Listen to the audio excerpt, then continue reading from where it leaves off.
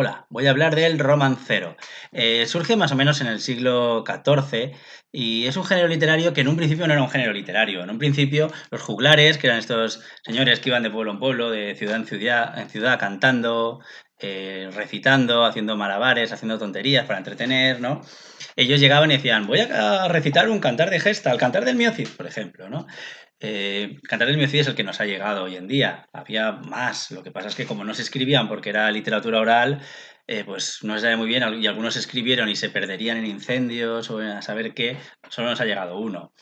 Pero bueno, pues llegaba el juglar. Hola, voy a cantar el cantar del Miocid, ¿no? Y la gente decía, la última vez que la cantó fueron 3 horas y media. Bueno, que la cantó, que la recitó. Fueron 3 horas y media. Y decían, no, no, da igual. ¿Por qué no nos cuentas el fragmento en el que sacan los leones y los infantes de Carrión se esconden, tal? Y entonces los juglares empiezan a recitar la parte que la gente le pide, ¿no? Entonces, en un principio no es un género, es simplemente que están haciendo pues un fragmento, recitándolo, que a la gente le gusta más por lo que sea. Pero estos fragmentos empiezan a hacerse famosos por sí mismos. Entonces los juglares empiezan a dejar de recitar todo el cantar y, y a recitar las partes que la gente le pide. Esto es muy parecido a YouTube, por ejemplo. Mucha gente no conoce o no ha visto la película de Pulp Fiction de Quentin Tarantino y sin embargo conoce perfectamente la escena del coche en la que están Samuel L. Jackson y John Travolta hablando porque se han hecho un montón de parodias. O El hundimiento, ¿no? Esta película sobre Hitler. También hay una escena en la que están todos reunidos alrededor de Hitler que se ha hecho muy, muy famosa por las parodias. O no sé, hay escenas de 300 que también se han parodiado mucho. Por lo tanto, esto es exactamente lo mismo. Hay una película que en la Edad Media era el Cantar de Gesta, que era la película entera, la narración entera, y la gente decide desgajarlo, coger solo un fragmento, y ese fragmento acaba siendo más famoso que el propio cantar, ¿no? Por lo tanto, es muy parecido a lo que pasa con YouTube, en el que se eligen fragmentos de cosas más grandes y los fragmentos al final tienen una entidad propia y funcionan por sí mismos. Poco a poco estos romances funcionan por sí mismos y ya se les llama romance, pero es muy fácil ver que vienen del cantar de gesta, que vienen de la literatura épica. Fijaos, ya veis que mi tecnología es bastante cutre.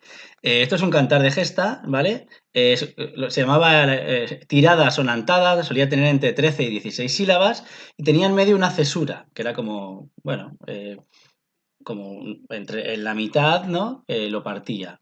Dos hemistiquios y una cesura. Entonces iba recitando, va, 16 sílabas, lo pongo en mayúscula porque es arte mayor, ¿no?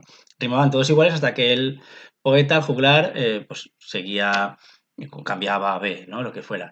¿Qué pasa? Que el romance se escribe de una manera diferente, pero en realidad es lo mismo. Si os fijáis, aquí son 8 sílabas y es como si cada uno de estos dos hemistiquios, partidos por la cesura, estuviera ahora en un verso. Antes era un verso de 16 y ahora son versos de 8, que es la mitad justo. ¿Y qué pasa? Porque si lo partimos, la cesura no rimaba, porque esto en principio no tenía por qué rimar, lo que rimaba solo era el final. Entonces, si decimos uno, 2, ¿qué va a rimar? Pues solo el verso 2, ¿no? Por lo tanto, si nos damos cuenta, 8 no rima, 8 sí que rima, 8 no rima, 8 sí que rima. O sea, que riman los pares y quedan sueltos los impares. Aquí lo pongo con minúscula porque aquí son 8 sílabas y ya es arte menor, ¿no? Pero entonces vemos muy claro como de una sílaba, o sea, de un verso de 16 se pasa a dos versos de 8 y por lo tanto solo rima el segundo, que era el que tenía rima en el cantar de gesta. Así queda clarísimo. El, el romance es muy. Podemos decir que es propio de España, no es como el soneto, por ejemplo, que está en muchos lugares. Este es muy propio de España y tiene unas características que hacen que luego muchos autores, por ejemplo, del siglo XX, no, del siglo XX no, también, o sea, también en los siglos de oro, pero se interesaron y es que es una mezcla de géneros súper interesante, porque mezcla la lírica, ¿no? ¿Vale? Vemos que pues es en verso, y tiene muchísimas descripciones, lo mezcla con la narrativa, porque igual que en el Cantar de Gesta ocurren cosas, hay unas anécdotas, unos personajes, pero también con los diálogos, porque muchas veces vemos diálogo directo, y esto es muy interesante, ¿no?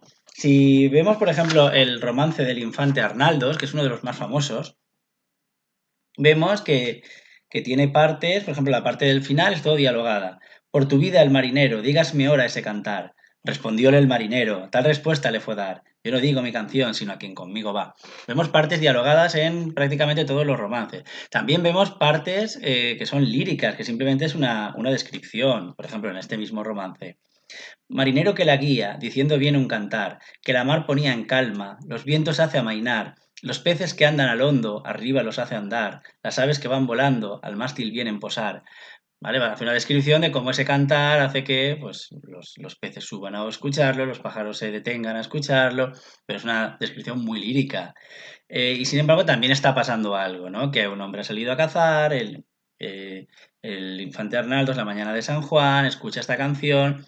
Por lo tanto, vemos que están los tres géneros. Esto, por ejemplo, le vino muy bien a Lorca para el romancero gitano, ¿no? Porque vio bueno, que si se trabajaba bien, de pronto tenías una narración muy lírica, con elementos dialogados, por lo tanto es muy completo para lo cortitos que son los romances. ¿Qué ocurre? Hay unas características que tienen que ver con que viene del cantar de gesta. Eh, una de ellas, por ejemplo, es que empieza in media res, o sea, empieza la acción y no sabemos muy bien cuál es el contexto, de dónde viene, porque pensemos que se ha roto y se ha sacado de ahí, y por lo tanto todo lo que ya sabíamos en el cantar de gesta, porque se iba llegando hasta ese momento, ahí a veces no sabemos qué está pasando. De pronto vemos unos personajes que están ya en medio de alguna acción, pero no tenemos el background, no tenemos un contexto para saber qué está ocurriendo. Y lo mismo pasa al final, que muchas veces acaba de una forma abrupta.